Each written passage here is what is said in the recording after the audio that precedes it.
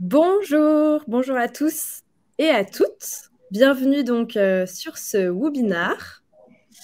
Merci pour votre présence, pour ceux qui sont très ponctuels et qui sont déjà là à 17 heures pile. On se retrouve aujourd'hui pour 45 minutes, 1 heure de conversation. On va échanger autour de l'engagement des étudiants et notamment des 1300 apprentis engagés dans leurs études au sein du CFAI de Provence. Je vais attendre peut-être 1 minute ou deux avant de commencer directement pour qu'on ait quand même quelques personnes qui se connectent, même si j'ai l'impression qu'il y a déjà quelques... Voilà, je vois qu'Eric, vous nous saluez, donc ça fonctionne. On est assez nombreux aujourd'hui autour de la table virtuelle de ce webinaire. D'abord Charlotte, du coup, qui a déjà mis un petit message dans le chat et qui va vous accompagner du coup dans le chat, qui va vous partager des liens, répondre à vos questions, à vos réactions. Le chat pour tout le monde se trouve donc à droite de votre écran. N'hésitez pas à nous écrire tout de suite, comme ça vous nous saluez, vous saluez Charlotte, et au passage vous vérifiez que tout fonctionne bien. De mon côté, je suis Victoire Poujon, je suis Account Manager chez WooClap. Mon travail, c'est donc d'accompagner les établissements de l'enseignement supérieur sur leurs enjeux d'innovation pédagogique et d'engagement des étudiants. Et aujourd'hui, j'ai le plaisir donc d'accueillir Philippe Bien, tout d'abord, qui est donc avec nous en tant que représentant du CFAI de Provence et qui va se présenter dans une seconde. Et évidemment, Arnaud Inc. également, qui est avec moi, qui travaille chez WooClap et qui va également se présenter. Donc, peut-être que Arnaud, tu peux te présenter en premier, et ensuite, Philippe, tu fermes la marche des présentations. Bonjour à tous encore, hein, je vois vos messages sur le chat. Merci Victoire et ouais, bonjour à tout le monde et merci de nous avoir rejoints pour ce webinaire. Je m'appelle Arnaud, je suis Customer Success Manager chez WooClap, c'est-à-dire que j'accompagne des établissements partenaires de WooClap dans le déploiement de l'outil et notamment le CFAI Provence, ici représenté par Philippe. Donc ça fait à peu près 6 mois que Philippe et moi sommes en contact pour déployer l'outil chez eux et s'assurer que tout va bien avec WooClap et qu'ils sont heureux avec l'outil, je l'espère en tout cas. Et je te laisse la parole, Philippe. Ah, attention Philippe, parce que ton micro est coupé, ouais. Ça y est, c'est bon. Bonjour à tous. Philippe Vien, je suis responsable de la transformation numérique au CFAI Provence à Istres. Parfait, merci. Bonjour à tous les deux. Bonjour à tous ceux qui nous rejoignent encore. On va peut-être faire un petit tour du programme pour que vous puissiez avoir un petit aperçu de ce qu'on va couvrir comme sujet aujourd'hui. D'abord, donc, dans une première partie, on va un peu essayer de comprendre pourquoi, Philippe, au CFAI, vous avez décidé de partir sur WooClap, un petit peu les besoins qu'il y avait derrière. On va creuser un peu là-dessus. En deuxième partie, on va s'attaquer plutôt à la partie du lancement effectif de WooClap au CFAI et donc du projet pilote. Donc, on va y revenir plus précisément pour que je vous explique un petit peu ce que c'est que le projet pilote, justement. Et puis, en troisième partie, l'après-projet pilote, donc vraiment le partenariat. Et cette fois, c'est Arnaud qui aura probablement pas mal de retours à nous faire avec Philippe, évidemment, sur comment se poursuit la collaboration avec nos partenaires après un projet pilote. Du coup, on va pouvoir se lancer d'abord en vous laissant participer. Je vais vous demander de vous connecter donc à mon événement WooClap, à notre événement WooClap plutôt.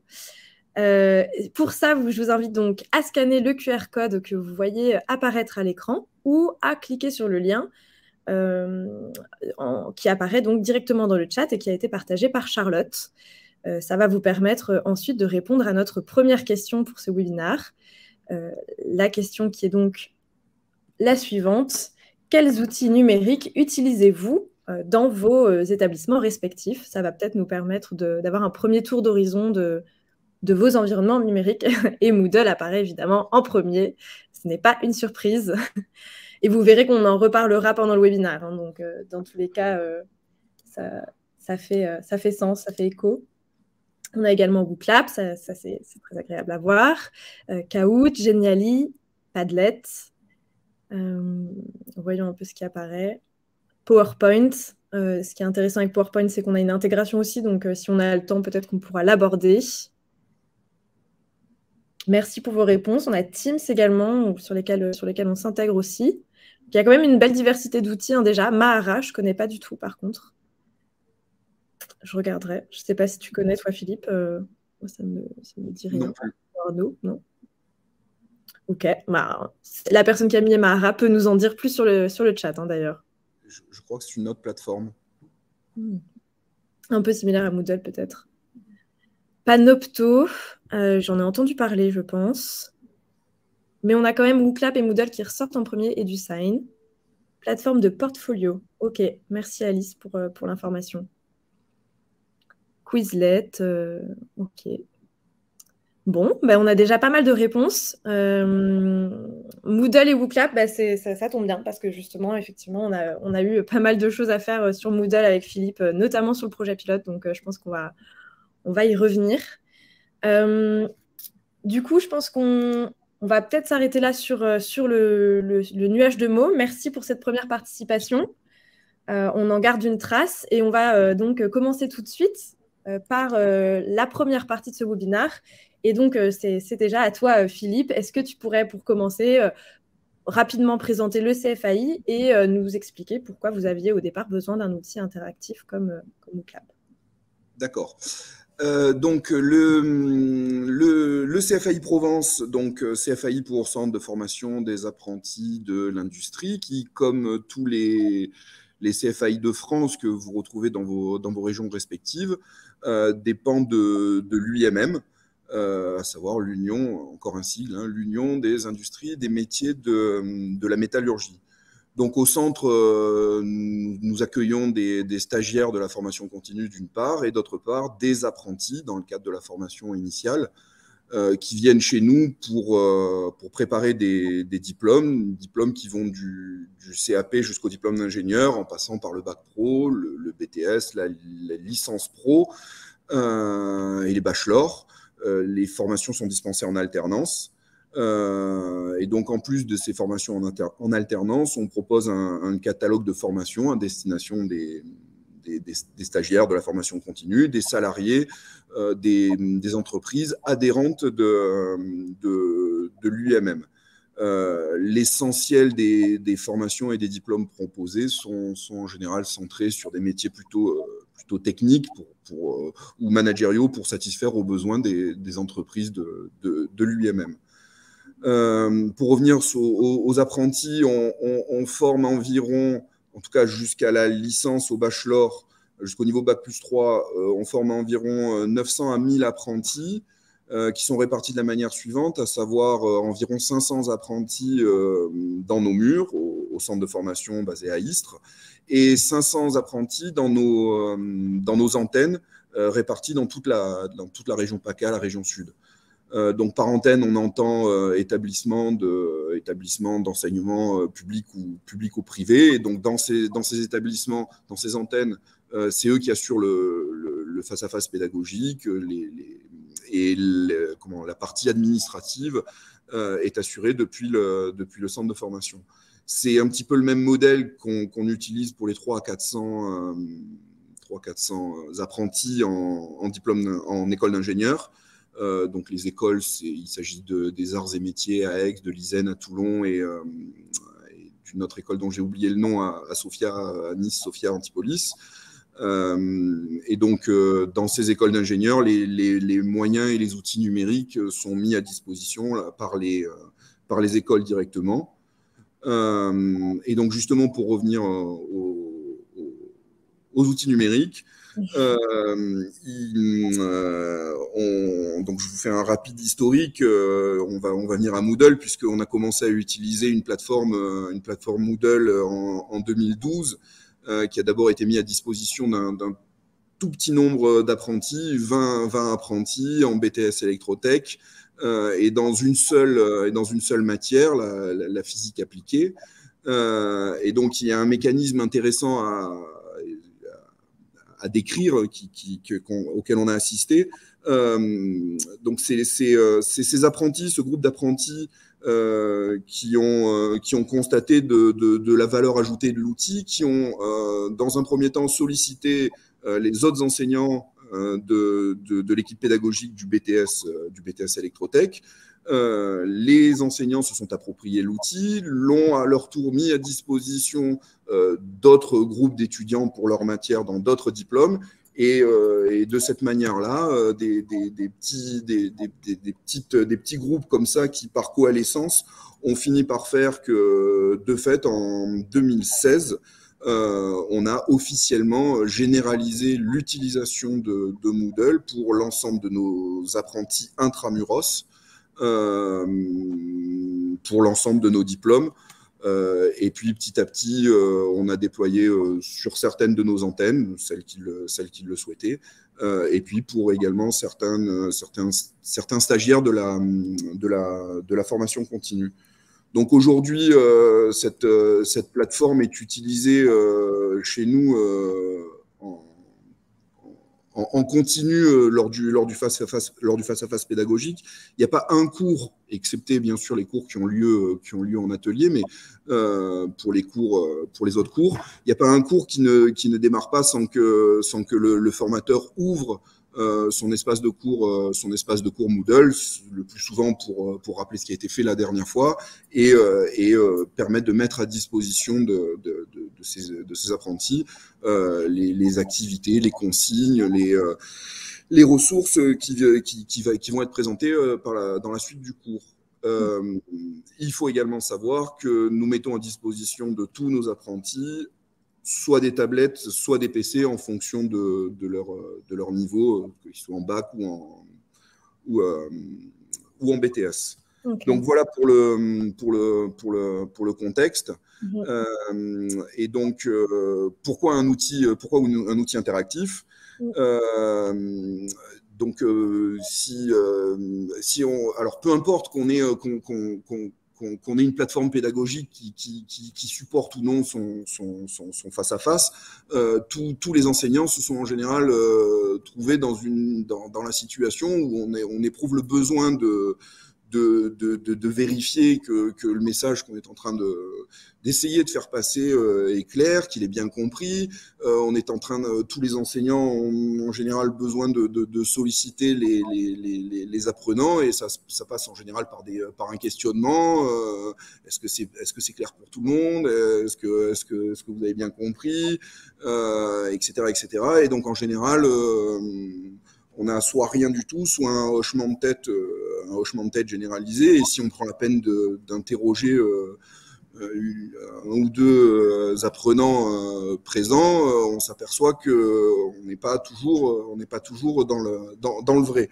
Donc, on a commencé à vouloir utiliser, peut-être de manière un petit peu détournée, ou c'est peut-être pas très bien pris en tout cas, les outils déjà disponibles dans Agora, dans Moodle. On a nommé notre plateforme Moodle Agora. Et donc il y a des outils qui permettent comme ça de solliciter en même temps, de questionner en même temps l'ensemble des participants. Apparemment, vous avez plus ou moins, vous êtes un certain nombre à utiliser Moodle, donc les quiz, les feedbacks, les sondages, etc. Et on peut effectivement en direct débriefer les résultats qui sortent de ces outils, mais c'est pas très ergonomique, ça peut être compliqué pour certains formateurs, c'est pas très ludique. Mais en tout cas, voilà comment est née chez nous l'idée du besoin d'un outil interactif. Effectivement, c'est intéressant. Donc, du coup, on s'aperçoit que c'est quand même le besoin initial déjà de Moodle. Ce qui est intéressant de voir, c'est que ça vient des enseignants et que c'est eux qui ont réussi à l'implanter. Donc ça, c'est quand même, je trouve, remarquable. Et on s'aperçoit que c'est d'ailleurs souvent le cas quand ça fonctionne, c'est que ça vient des enseignants, en fait, l'idée. Alors, c'est les enseignants et même les apprentis qui ont insisté auprès de certains formateurs pour qu'ils qu'ils prennent la peine d'aller regarder de quoi il s'agissait. Donc à l'époque, c'était moi qui avait monté cette plateforme, et donc les collègues venaient me voir en me disant mais j'ai mes jeunes qui m'ont parlé d'une plateforme pédagogique, est-ce que tu peux me montrer? Et voilà, les choses se sont faites comme ça. Finalement, une méthode en marketing, les spécialistes du marketing parleraient de push-pull. On mettait à disposition, il y avait une demande, on y répondait, etc. Voilà. Ouais, et en plus, du coup, toi, après, quand tu es venu vers nous, vers WooClap, du coup, quand il y a eu après cette évolution vers un besoin vraiment d'un outil interactif, pour rappel, juste effectivement pour les personnes qui nous écoutent, moi, j'ai accompagné Philippe sur les 6 premiers mois du déploiement de WooClap, qui était un déploiement de phase de test. Mais c'est aussi moi qui ai répondu du coup à ta demande initiale, et quand tu es venu vers nous, tu nous as demandé d'ailleurs pour avoir un plugin de WooClap dans Moodle, donc c'était vraiment une continuité. Comment tu avais entendu parler de l'intégration Moodle et WooClap? Oui, alors en fait, donc il y avait ce besoin d'outils interactifs, et des outils interactifs, il en existe sur le marché. Donc j'avais commencé à prospecter un petit peu, mais et beaucoup d'outils tels que WooClap font très bien les choses aussi. Mais puisqu'on a choisi chez nous de faire que notre plateforme Moodle ait le support en live de la formation, du temps d'enseignement, on ne voulait pas trop multiplier les outils, en tout cas pas imposer aux formateurs de devoir passer d'une plateforme X à une plateforme Y en direct. Donc, je n'avais pas complètement écarté l'idée d'utiliser certains de ces outils, jusqu'au jour où, dans le cadre d'une formation, parce que je suis parfois moi aussi apprenant, même à 2 ou 3 reprises, j'ai participé à des sessions au WooClap en tant qu'apprenant. Donc j'ai apprécié l'ergonomie, j'ai constaté des possibilités d'animation que l'outil fournissait. Et donc en allant regarder de quoi il s'agissait, j'ai vu que, contrairement aux autres outils déjà disponibles sur le marché, WooClap était déjà présenté comme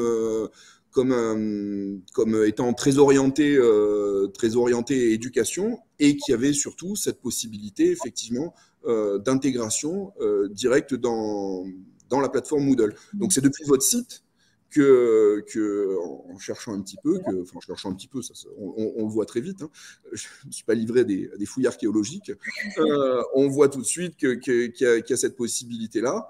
Donc voilà. Okay. Et est-ce que vous aviez utilisé d'autres outils avant, et comment, parce que du coup j'imagine, c'est souvent le cas, hein, il y a beaucoup d'enseignants qui utilisent aussi d'autres outils, comme on l'a vu d'ailleurs dans le nuage de mots, des Kahoot, des Quizlet, ce genre de choses. Voilà, qu'est-ce qui à la fin a fait pencher la balance pour WooClap, en dehors peut-être de l'intégration?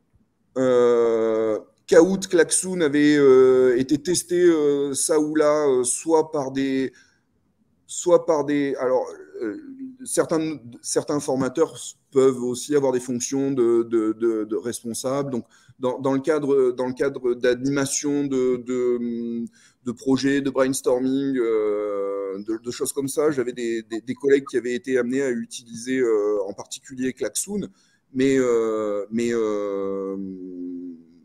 ce qui a vraiment fait pencher la balance pour WooClap, c'était cette facilité d'utilisation depuis Moodle, qui donne en tout cas l'impression aux utilisateurs, qu'ils soient apprenants ou enseignants, qu'on reste en tout cas dans le même environnement. Ok, écoute, très, très clair de mon côté. Je pense qu'on a un peu fait le tour du coup de pourquoi vous avez choisi WooClap et comment ça s'est fait progressivement. On va pouvoir aller un peu plus en détail du coup sur la suite, parce que donc tu as pris contact avec moi, on a parlé du plugin Moodle, et ensuite moi j'ai évoqué avec toi effectivement la possibilité d'un projet pilote, et donc j'en profite pour l'expliquer de façon un petit peu plus formelle. Chez WooClap, avant la souscription à une licence, il y a une première étape, c'est le projet pilote. Le projet pilote, en 2 mots, c'est la mise à disposition gratuite de notre outil pour tous les enseignants et les étudiants d'un établissement sur plusieurs semaines, durant lesquelles on a une personne de chez nous du coup qui va vous accompagner, comme je l'ai fait pour le CFAI de Provence en l'occurrence. L'objectif de cette phase de test est évidemment de prendre le temps d'évaluer vraiment la plateforme et de discuter, de créer une relation avec les enseignants, avec les ingénieurs pédagogiques s'il y a des équipes pédagogiques, et puis de tester également les intégrations techniques pour finalement, à la fin généralement de cette phase de test, qui est à peu près sur un semestre académique, avoir un peu un dossier solide, des retours qualitatifs des enseignants, des retours quantitatifs aussi, puisqu'on a des statistiques d'utilisation, afin de justifier éventuellement de l'achat d'une licence institutionnelle. Donc ça, c'est le projet pilote. C'est ce qu'on a lancé avec le CFAI de Provence. Donc Philippe, comment s'est déroulé ce projet pilote? Bon, je le sais un peu, donc je pose la question, mais c'est évidemment à l'intention des auditeurs, si j'ose dire. Voilà, donne-nous un petit peu plus de contexte. Est-ce que tu avais beaucoup d'équipes qui avaient été mobilisées, ou est-ce que tu étais le seul à gérer ce projet pilote, et comment tu avais planifié un petit peu les étapes du projet pilote? Alors, juste une toute petite précision, en amont du déclenchement du projet pilote, j'avais eu la possibilité que vous offrez de tester le logiciel avec une version free. Donc, de mon côté, moi, j'avais pu constater par moi-même des possibilités offertes par le logiciel. Et ensuite, quand on est entré en contact et que tu as commencé à nous accompagner, toi et les équipes de WooClap, donc pour ma part, dans un premier temps, il y a un certain nombre d'actions que l'administrateur de la plateforme doit réaliser, un certain nombre d'actions techniques relatives à l'intégration, à l'interfaçage entre Moodle et WooClap sur le principe de la norme LTI pour ceux qui connaissent. Donc quelques petites actions techniques très simples et très bien expliquées, où on est très bien accompagné pour réaliser ces petites manipulations, la création des comptes, le paramétrage du single sign-on. Donc une fois que le système technique était en place et disponible, en interne, j'ai dû communiquer auprès des équipes.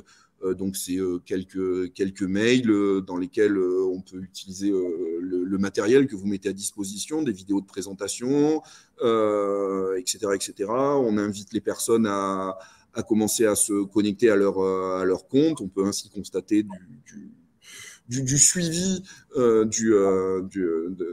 des actions qui sont faites par les formateurs. Ensuite, on avait choisi dans un deuxième temps d'utiliser notre plateforme Moodle, ce qu'on fait assez régulièrement chez nous. On met des espaces de cours à disposition des apprenants, mais on a également des espaces de cours à disposition de nos formateurs sur plusieurs thèmes. Et en particulier, on a créé un espace de cours dans Agora dédié à WooClap. Donc, une présentation un petit peu plus détaillée que ce qui est fait dans les mails d'annonce, des tutos qui sont récupérés chez vous, chez WooClap.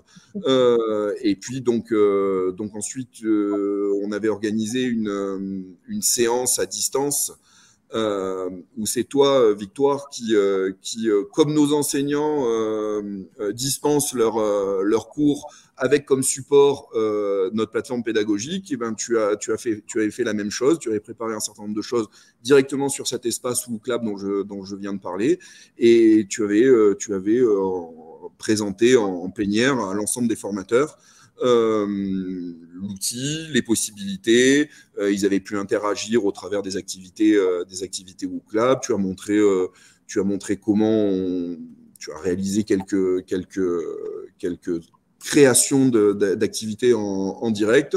Donc, ça a permis de lancer le projet. Ensuite, sur la base du volontariat, je peux expliquer un petit peu pourquoi aussi, mais il y a plusieurs raisons au fait à ça. Mais en tout cas, sur la base du volontariat, les enseignants ont ensuite choisi ou pas d'intégrer des activités WooClap dans leurs espaces de cours, respectifs. Et en novembre ou décembre 2021, ceux qui avaient choisi d'utiliser l'outil faisaient un feedback à leurs responsables, qui sont soit des responsables de filière, soit directement aux responsables pédagogiques. Je reviens rapidement sur l'idée des enseignants volontaires. Ça fait un petit peu écho avec la manière dont on a déployé d'une part la plateforme Moodle à l'époque. On s'est dit que peut-être la mécanique push-pull dont je parlais tout à l'heure pourrait à nouveau faire son œuvre. Et puis il y a aussi une contrainte d'ordre, je veux dire, managérial chez nous. On sait, en tout cas officiellement depuis le mois de janvier, même si d'autres le savaient un petit peu avant, qu'on va opérer un changement de plateforme. Moodle va être abandonné au bénéfice d'une autre plateforme en cours de conception pour la rentrée prochaine. Donc, et qui a dans son cahier des charges l'impérative nécessité de s'interfacer avec WooClap comme il le fait avec Moodle. Donc voilà, c'était ces éléments-là qui ont fait que le projet, c'est finalement, entre le moment où il a été décidé et le moment où il a vu le jour, il y a eu non pas un coup d'arrêt, parce que l'outil est utilisé par les enseignants, mais il y a eu un petit ralentissement. Voilà. Ouais, pour l'instant, vous étiez resté sur une base vraiment de volontariat, et ensuite, quitte à réouvrir encore un peu plus et recommuniquer davantage au moment où la nouvelle plateforme sera en place. Mais je pense que du coup, peut-être vous reviendrez un petit peu là-dessus avec Arnaud sur la dernière partie. Moi, j'avais une autre question aussi, peut-être plus sur ton rôle en particulier, Philippe, parce que je ne sais pas si tu as une équipe avec toi ou si tu es seul un peu à gérer toutes ces outils numériques. Mon rôle au centre je suis plutôt, je fais plutôt des préconisations auprès des responsables. Alors, ça peut être ceux de l'administration, par exemple, et puis ensuite auprès des responsables chargés de la pédagogie. Et donc, mon rôle en général, c'est d'être en capacité d'identifier, de déployer, de mettre à disposition des outils qui vont servir la pédagogie, les méthodes pédagogie au moins. Donc voilà, mon rôle normalement il s'arrête là. Mais étant moi-même le concepteur, l'administrateur de la plateforme, l'enseignant qui avait mis en place en 2012 la plateforme Moodle au centre, c'était moi. Donc de fait, j'ai cette double casquette. Donc voilà, mais le déploiement, l'accompagnement, le suivi est fait normalement par les responsables, hiérarchiques. D'accord. En tout cas, de mon côté, ce que j'ai pu constater sur le projet pilote, et pour un peu compléter ce que tu disais sur les différentes étapes et ce qui a fonctionné, un petit peu moins bien fonctionné, ce que je m'étais noté pendant le projet pilote, par exemple, c'est qu'on était à peu près 33 utilisateurs inscrits sur la fin ou le milieu du projet pilote. Et aujourd'hui, je suis allée vérifier justement pour voir un peu comment ça avait évolué. On est aujourd'hui à 200 inscrits, donc malgré le ralentissement, on sent qu'il y a quand même une volonté, au moins de commencer à comprendre l'outil. Donc, je pense que c'était intéressant de le souligner et aussi de souligner ton travail quand même, parce que si c'est toi qui es préconisateur de tout ça, c'est quand même assez impressionnant.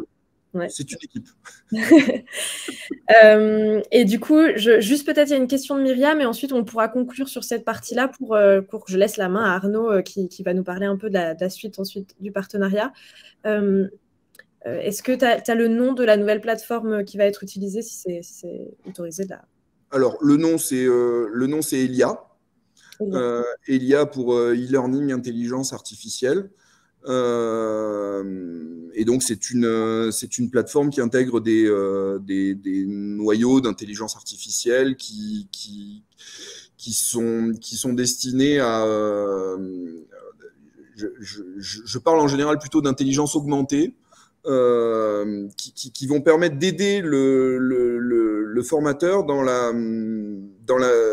le choix de la mise à disposition, dans le choix des ressources qu'il donne aux apprentis en fonction d'un profil. Alors le terme est sans doute sans doute pas très approprié. Je suis pas spécialiste des neurosciences et autres, mais en tout cas, l'outil permet de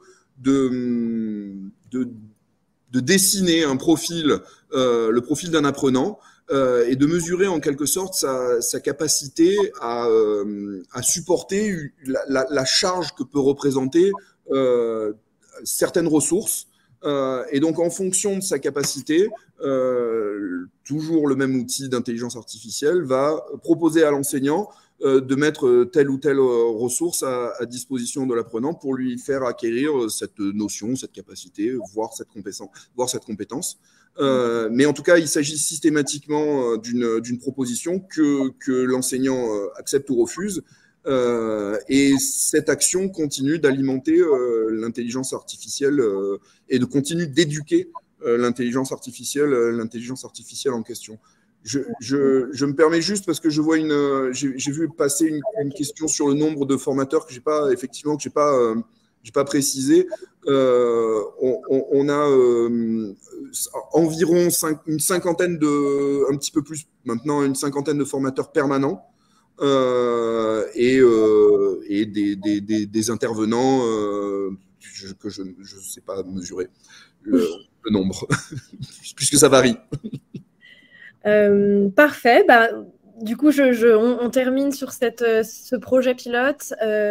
Voilà, pour conclure rapidement, je pense qu'on a effectivement plein de bonnes pratiques donc, dans l'accompagnement des établissements. À chaque fois, on va avoir des idées, mais on va essayer de s'adapter au mieux aux spécificités de chacun. Ici, par exemple, tu me disais, Philippe, je me suis permise d'aller dans votre Moodle pour faire la formation, pour vraiment aller directement sur vos outils.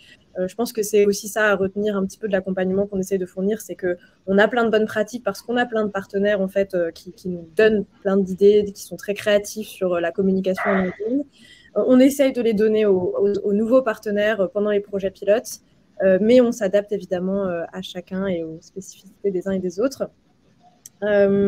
Du coup, je vais laisser cette fois la parole à Arnaud, je pense qu'il reprendra la main et qui va nous raconter un peu du coup comment s'est passée la suite du partenariat. Et puis Philippe, je pense que tu pourras poursuivre un peu sur ces explications qui étaient hyper intéressantes sur le LMS que vous allez implanter. Ouais, merci beaucoup Victoire. C'était effectivement hyper intéressant, même pour moi qui travaille chez le club, d'entendre tous ces retours sur la phase pilote.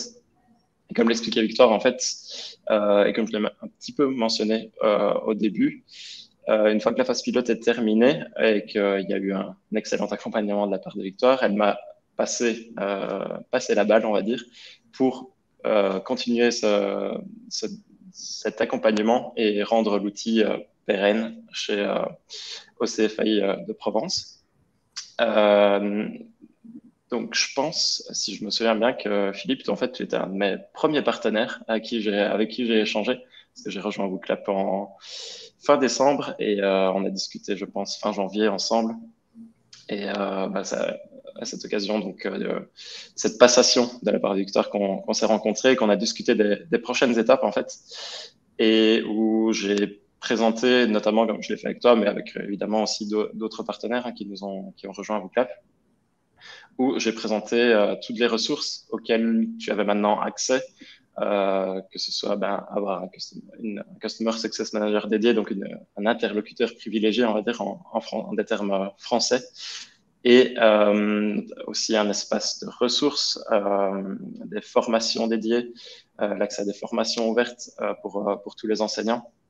Ça, c'est toutes des ressources auxquelles Philippe avait accès après la phase pilote.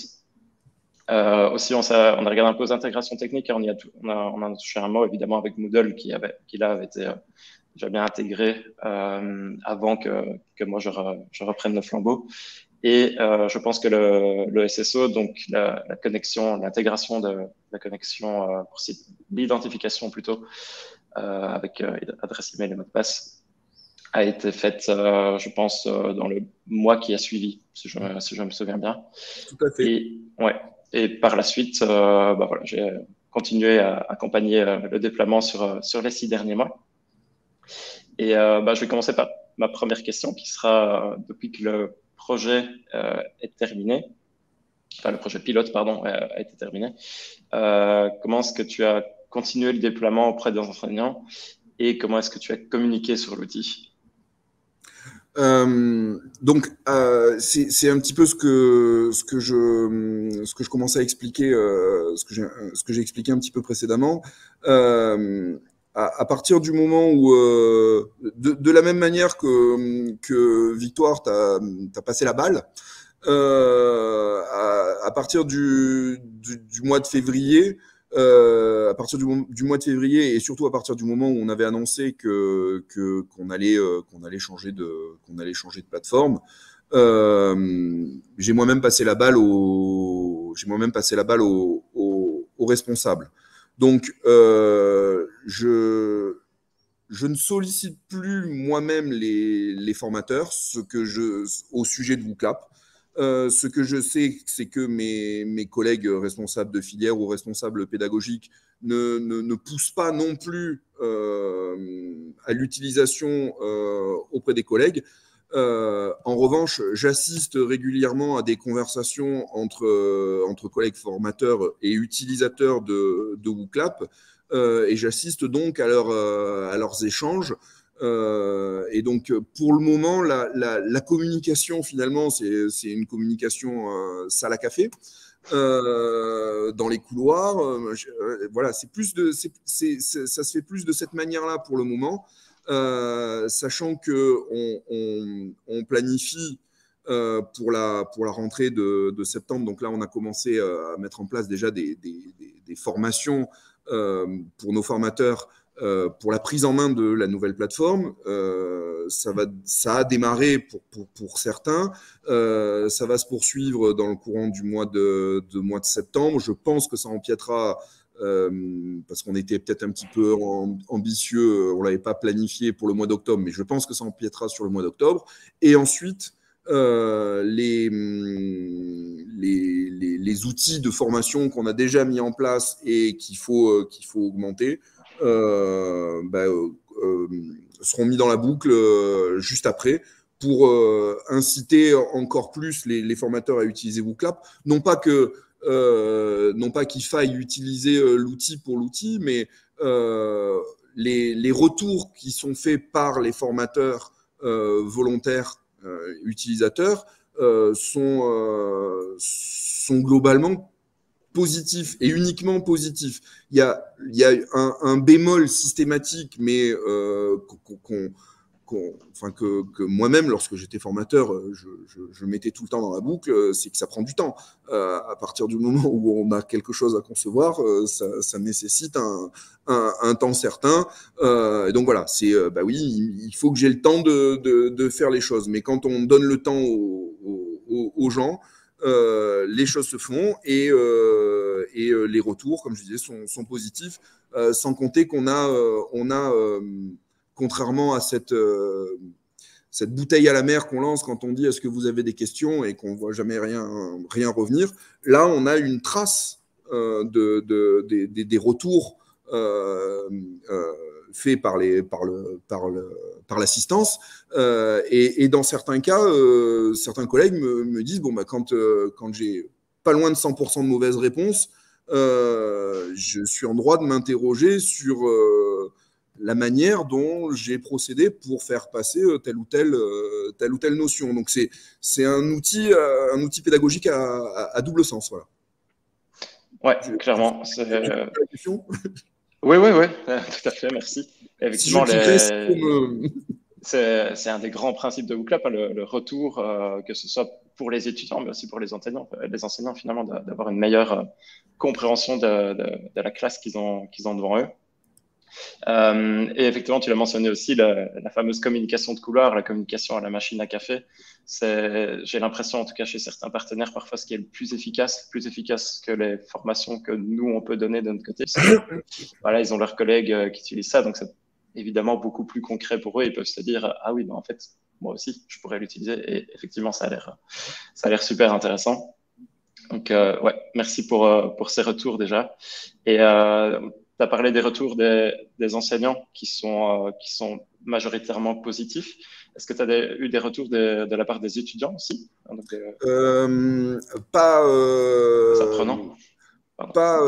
non, pas personnellement.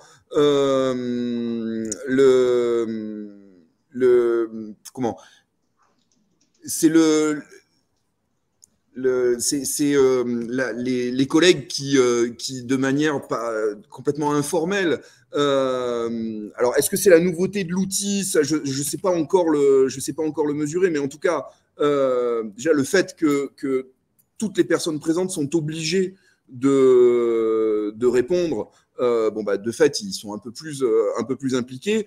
Et forcément, les collègues disent, bon ben voilà, quand je construis une activité WooClap, j'ai 100% d'attention.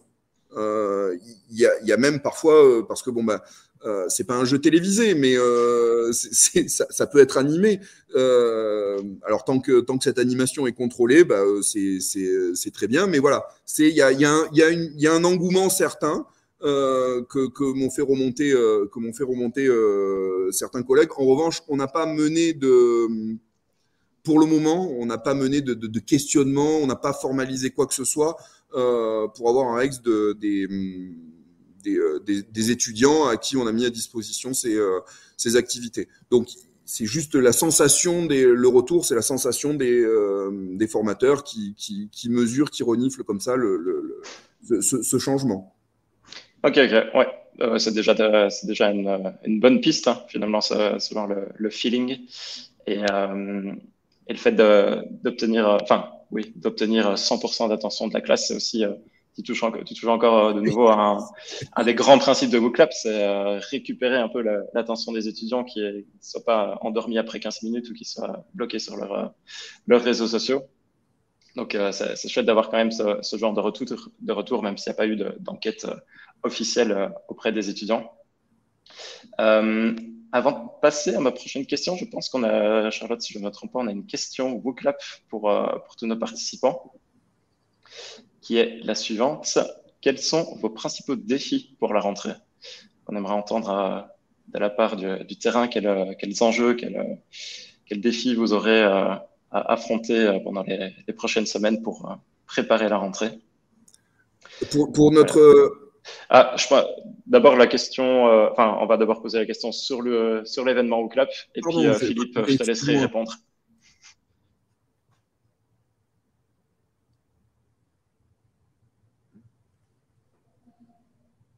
Alors, je vois que Charlotte avait remis la page de connexion pour être sûr que vous ayez bien tous l'occasion de participer à l'événement.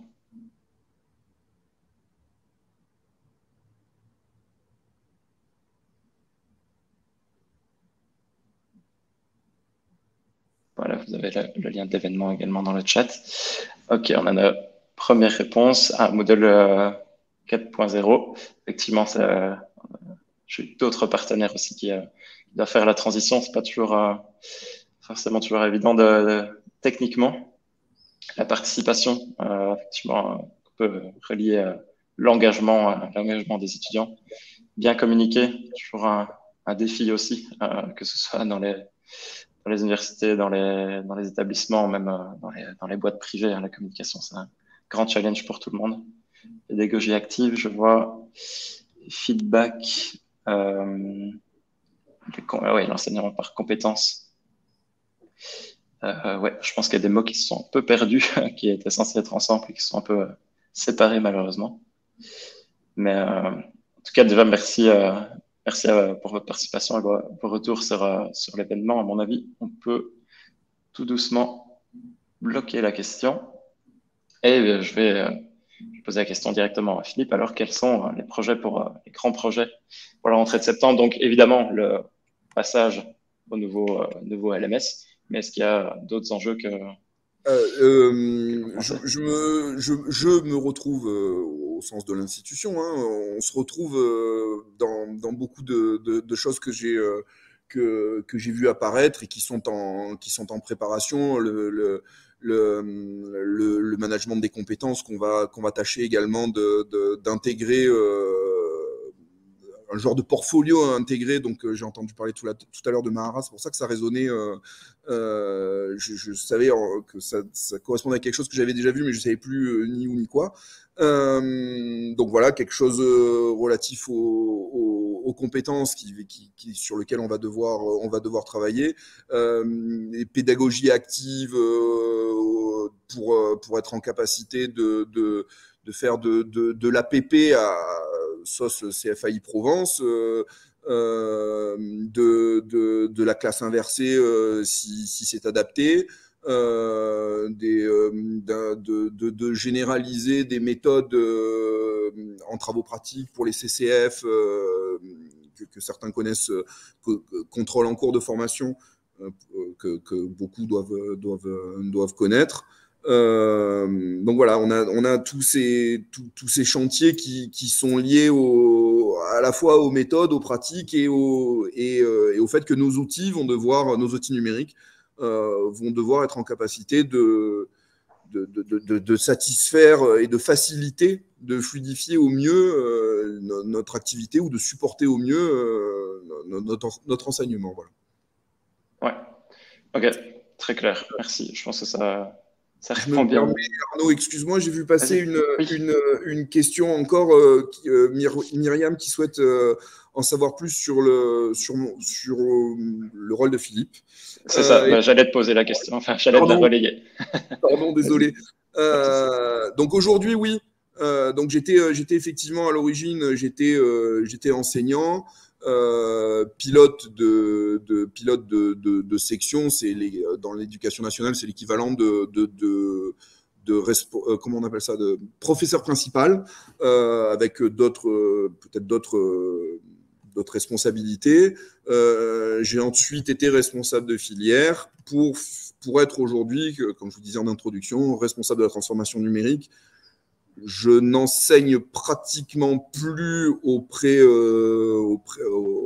d'apprentis. Parfois, en fonction des besoins, je peux dans certaines matières plutôt scientifiques, je peux intervenir aussi dans le cadre de la formation continue, mais c'est du coup par coup. Donc ma fonction aujourd'hui, oui, c'est essentiellement ce dont je suis en train de vous parler. Ok, parfait, merci beaucoup. Et je pense qu'on arrive tout doucement à la fin du webinaire. On avait encore une question aussi d'Elena, qui est sans doute moins pour Philippe, mais peut-être plus pour Victoire, c'était ok d'y répondre. Elena qui nous demandait si l'usage de WooClap est envisageable avec des établissements universitaires publics.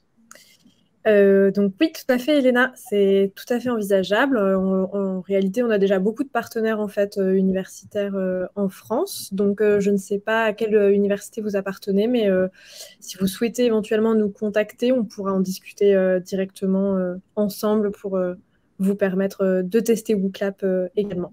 Donc je vais peut-être je pense que mes coordonnées devront apparaître ou alors je vais les écrire. Je vais les écrire moi. Je vous donne mon adresse email. Ah ben oui, voilà tes coordonnées, Victor, qui sont à l'écran. Arrivé à toute vitesse. Parfait. Au plaisir du coup, Elena. Merci beaucoup, Victor. Et donc, ce webinaire touche tout doucement à sa fin. Je pense que j'ai plus vu d'autres questions, en tout cas pour Philippe. Donc, tout d'abord, je te remercie infiniment, Philippe, d'avoir accepté de participer à ce webinaire. C'était hyper intéressant. J'espère que ça a été enrichissant aussi pour toutes les personnes qui ont participé. Et évidemment, Avec plaisir. Et évidemment, je m'adresse ici aux participants. N'hésitez pas à nous contacter si vous avez encore d'autres questions qui nous viennent. On vous répondra le plus rapidement possible. Et ouais, WooClap est déjà dans les universités en France. Merci Wafa. Donc, je vous souhaite à tous une excellente soirée. Encore merci d'avoir participé à ce webinaire. À bientôt. Merci Philippe, merci Arnaud, merci à tous. Merci à tous, au revoir. Au revoir, très bonne journée. Au revoir.